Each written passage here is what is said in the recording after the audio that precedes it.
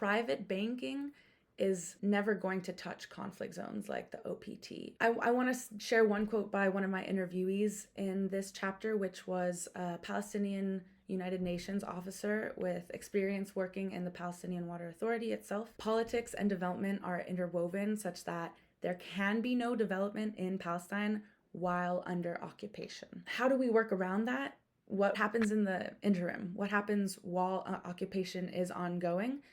We have mandates for public good, like we see in the KFW, and those need to set examples by continuing to access guarantees from national governments, financial support, being backed by sovereign guarantees, more public-public collaborations.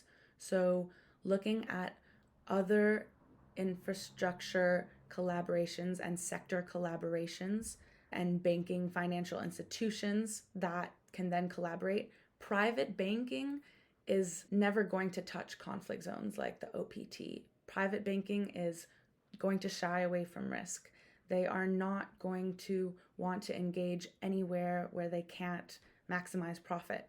We need to make sure that the resources that we are going to give, hopefully through public banks, public partnerships, they can be accessed and allocated in less colonial ways.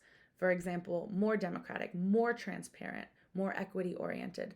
Public banks, when given the backing of national sovereign guarantees, can provide relatively cheap capital that is patient. It does not need a short-term return on investments.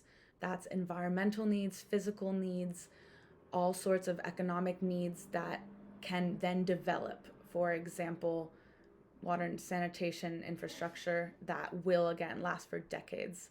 It's really important that socioeconomic studies are preliminarily developed for these conflict zones.